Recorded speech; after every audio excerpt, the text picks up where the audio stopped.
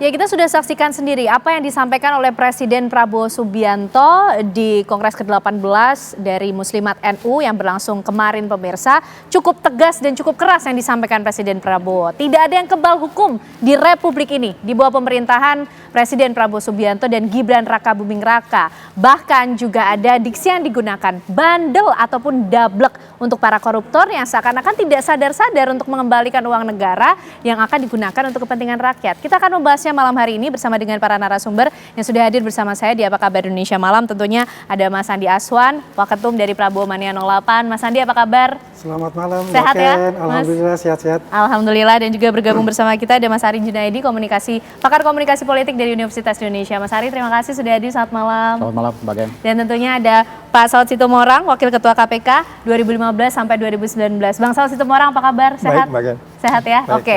Mungkin dari kita berempat yang hadir di sini yang paling tahu apa makna yang disampaikan oleh Presiden Prabowo Subianto, Mas Andi. Mas Andi, ini bukan kali pertama loh Pak Presiden mengingatkan para koruptor sampai kemudian dibilang bandel, dablek. Yang dimaksud apa sih? Jadi begini Mbak Ken ya, sejak beliau dilantik itu sudah dia belum mengatakan bahwasanya kabinetnya harus bersih-bersih. Harus bebas dari namanya korupsi. Ya. Nah, kalau kita menafsirkan apa yang dikatakan bahwa itu monyet lah dan dablek, itu sudah rasa dari dirinya Pak Prabowo itu kekesalannya itu sudah sangat tinggi gitu. Karena ketika kita ketahui ya, coba ada 5 kasus besar itu 2024 itu ya mengenai korupsi itu. Paling besar itu ada 300 triliun kasus timah itu. Berapa didapat divonis? Hanya berapa? 6 tahun 6 bulan. 300 triliun itu. Itu dia membuat Pak Prabowo itu merasa kesal sekali. Kenapa hukum kita seperti ini? Ya. Kenapa hukum kita ini hanya untuk orang-orang kecil? Kenapa tidak sama semuanya? Tidak rata semuanya. Dan ini kan beliau juga selalu mengatakan, wahai kabinetku, kita harus bersih-bersih. Ya. Kalau kamu tidak bersih, maka rakyat bisa membersihkan kita semua. Betul. Ini adalah tanggung jawab besar beliau. Dan kita ketahui bahwa di Astacita beliau juga salah satunya ada pemberantasan korupsi itu. Makanya sekarang itu bagaimana beliau itu menegaskan, I'm a president. Saya ini presiden. Kalau kamu masih korupsi, masih begitu, ayo hati-hati, akan dihajar sama penegak-penegak hukum. Di situ ada KPK, di situ ada Kejaksaan Agung, di situ ada kepolisian. Jadi biar bagaimanapun kita ketahuilah, beliau ini adalah seorang yang sangat mencintai rakyatnya, sangat mencintai rakyatnya, dan tidak mau lihat lagi yang namanya korupsi yang menghisap darah rakyat seperti itu. Baik, Mas Andi. Bang Saud, ini Presiden kalau menurut Mas Andi tadi kekesalannya sudah sangat tinggi terhadap para koruptor. Sampai-sampai Pak Presiden juga sudah memerintahkan salah satunya KPK untuk ikut menindak para koruptor ini yang tidak segera sadar mengembalikan uang rakyat. Nah, kalau Bang Saud melihatnya seperti apa? Ya, paling pertama kan beliau yang paling dapat banyak informasi dong. Ya, kita paling informasi kita yang sumber terbuka kan. Seorang presiden dengan segala macam sumber informasi, banyak yang detail-detail yang kita nggak tahu sama sekali, yang ternyata kalau bahasanya orang Medan nih, jahanam kali rupanya di bawah ini gitu ya kan. Itu kan bisa aja presiden mendapat itu, jadi kekesalan itu cukup tinggi. Dan ini menunjukkan itu satu. Kedua, ini kan menunjukkan sustainability-nya beliau. Dari hari pertama diumumkan di KPU, saya beberapa kali bilang, dia bukan hanya pakai kata mengurangi, menghapus kata yang refleks dari dirinya, menghapus korupsi, kata-katanya begitu. Dan itu sustain sampai hari ini, terus konsisten menyampaikan itu. Nah, orang kan memang banyak khawatir tentang statement menginspirasi itu, yang dalam bahasa presidensi seseorang dia harus menginspirasi orang untuk kemudian berhenti, itu pasti kita pahami.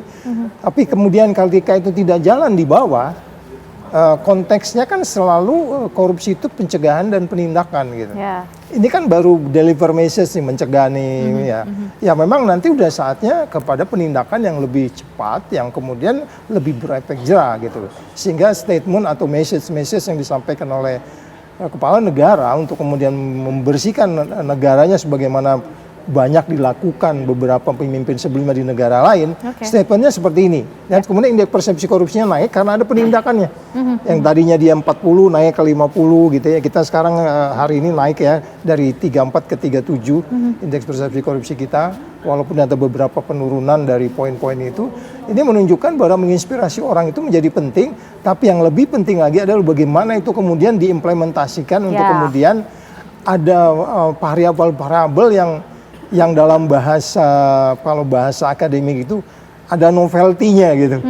Ada sesuatu yang wah memang ini membuat oh iya memang beda gitu. Jadi artinya memang dari yang 10 tahun sebelumnya dari sisi statement juga beda sih. Yang tahun sebelumnya itu paling kan dia ya 1-2 bulan pertama habis itu nggak pernah ngomong kayak begini gitu. Kalau Pak Prabowo ini kan terus konsisten. Ya itu mengingatkan kita meskipun gitu. masih 100 hari lebih lah ya. Iya, kan kan masih terus ya. Ya jadi artinya itu kita berharap ya harus terus begitu menginspirasi dengan subsequently diteruskan dengan penindakan gitu. Baik. Mas Ari, kita sudah bisa melihat bukti konsistensi seorang Presiden Prabowo Subianto untuk betul-betul menghapus korupsi dari Republik Indonesia ini? Ya, kalau saya melihat bahwa apa yang diucapkan oleh Pak Prabowo ini sarkasme politik yang paling luar biasa. Menyebut kata goblok, menyebut kata binatang, dablek gitu ya. Nah, ini harusnya diikuti dengan tindakan nyata. Tetapi saya melihat ada arah yang positif ke sana. Penetapan status tersangka Dirjen Anggaran Kementerian Keuangan yang selama ini dianggap tidak tersentuh, sekarang tersentuh. Itu yang dimaksud tidak ada yang kebal hukum? Tidak ada kebal hukum. Nah, tetapi harus diteruskan komitmen ini bahwa pisau tidak boleh tajam ke bawah, tetapi letoe atau tumpul ke atas. Oleh karena itu harusnya pernyataan Pak Prabowo ini harus ditindaklanjuti oleh aparatnya.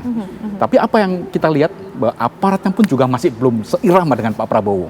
Kita bisa lihat gitu ya, kasus pembunuhan anak dari pemilik Prodia itu masih bisa dicincai gitu ya. Bagaimana kita bisa melihat kasus-kasus besar lain? Oleh karena itu ini merupakan statement keras gitu ya dari Pak Prabowo, mengingatkan kepada jajarannya untuk bertindak sama dengan Pak Prabowo. Ini yang kita harapkan. Sudah cukup membuat takut belum sih untuk jajaran di bawah Pak Prabowo Subianto dan juga Gibran Raka Buming Raka ini untuk tidak main-main, untuk tidak mengambil uang rakyat dengan gertakan-gertakan yang sangat keras yang sudah disampaikan Presiden? Harusnya ini merupakan tindakan keras ya, ucapan keras gitu ya, stadium 4 gitu ya.